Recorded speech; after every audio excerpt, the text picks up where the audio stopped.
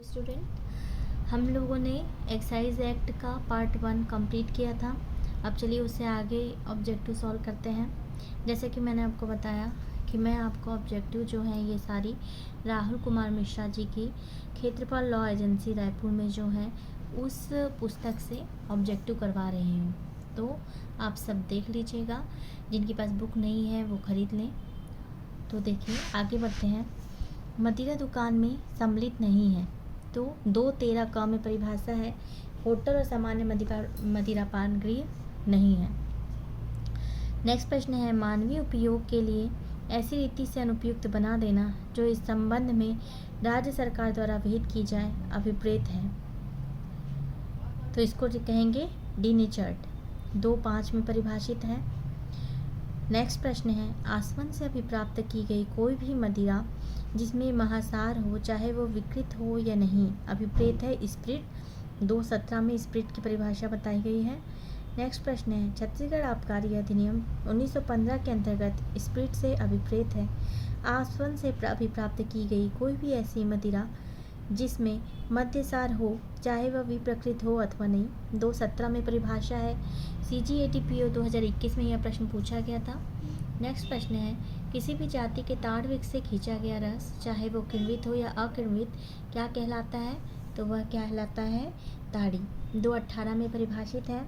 2020 में भी ताड़ी को पूछा गया था। छत्तीसगढ़ आबकारी अधिनियम 1915 के अंतर्गत ताड़ी जो है वह किसी भी ताड़ के पेड़ से निकाला गया किण्वित रस है या अकिण्वित रस। इस चीज़ को ध्यान देंगे, कभी कभार ऑब्जेक्टिव में या तो किण्वित रस ले लेता है या तो अकिण्वित रस ले लेता है या तो दोनों। तो अगर सेपरेट लिया है तो सेपरेट लेना है और दोनों लिया है तो दोनों आंसर रहेगा। इस चीज़ को आप ध्यान रखेंगे। ध्यान ये देना है कि किण्वित और अकिण्वित रस दोनों के दोनों ताड़ी के अंतर्गत आता है। नेक्स्ट प्रश्न है छत्तीसगढ़ आबकारी अधिनियम की धारा 2(12) में परिभाषित मादक औषधि से अभिप्रेत है, तो भांग, चरस और गांजा सारी की सारी चीज़ें आती हैं 2(12) में। मादक औषधि के अंतर्गत आपको ये ध्यान रखना है सिद्धि, भांग, चरस, गांजा सभी सीधे आती हैं। नेक्स्ट प्रश्न है छत्तीसगढ़ आबकारी अधिनियम के अंतर्गत मादक औषधि में क्या सम्मिलित नहीं है, तो क्या सम्मिलित नहीं है, तो यहाँ पे 4 ऑप्शन में ऑप्शन 3 दिया है भांग, सिद्धि और गांजा। जैसे कि हम ऊपर के प्रश्न में पढ़ चुके हैं, ये तीनों तो आते हैं लेकिन महुआ नहीं आता है। तो इस चीज़ को ध्यान देंगे। 2(12) मादक औषधि में जब आप पढ़ेंगे तो आपको ये ध्यान देना है क्या चीज़ें मादक औषधि के अंतर्गत आती है और क्या चीज़ें नहीं आती हैं। नेक्स्ट प्रश्न है यह घोषित करने की शक्ति कि कौन सी मदिरा देशी और विदेशी मदिरा है, तो राज्य सरकार को है और कौन से सेक्शन के अंतर्गत है, तो 4। तो यहाँ पे देखिए देशी और विदेशी मदिरा को घोषित करने की शक्ति किसकी है, आपको ये भी ध्यान रखना पड़ेगा, राज्य सरकार की है, क्योंकि इससे भी एक प्रश्न पूछा जा सकता है।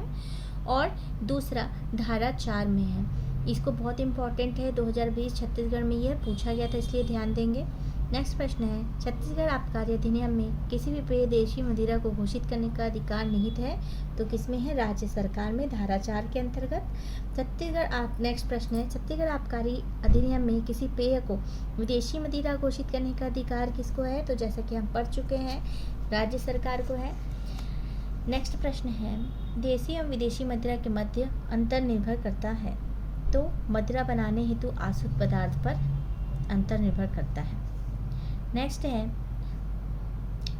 है किसी शराब को विदेशी शराब कहा जाएगा, विदेशी शराब कहा जाएगा जब केवल तभी जब वह स्प्रिट वाइन हो।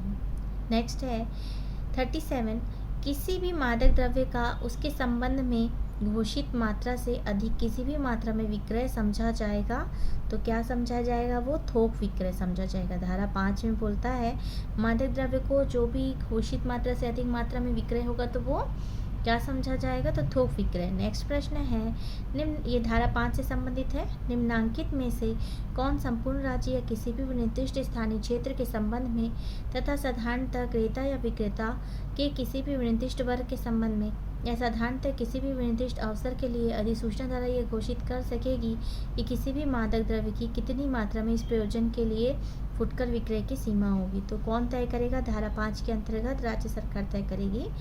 नेक्स्ट प्रश्न है छत्तीसगढ़ आबकारी अधिनियम 1915 की धारा 6 के अनुसार छत्तीसगढ़ आबकारी अधिनियम 1915 में कुछ भी निश्चित अधिनियमों के प्रावधानों को प्रभावित नहीं करेगा। कौन सा अधिनियम बताई गई धारा 6 के प्रावधान के अंतर्गत शामिल नहीं है? तो स्वापक औषधि मना प्रभावी पदार्थ अधिनियम शामिल नहीं है। जब आप धारा 6 पढ़ेंगे तो जो प्रभाव करने वाले, तो वहाँ पे 3 एक्ट स्पष्टतः उल्लेखित है। वो कौन कौन से हैं? सागर सीमा शुल्क अधिनियम, ठीक है, भारतीय प्रशुल्क अधिनियम और छावनी अधिनियम। अब आपको ये ध्यान देना है कि कभी ये इंग्लिश में भी पूछ लेता है और कभी ये हिंदी में भी पूछ लेता है, हिंदी मीडियम वालों को भी।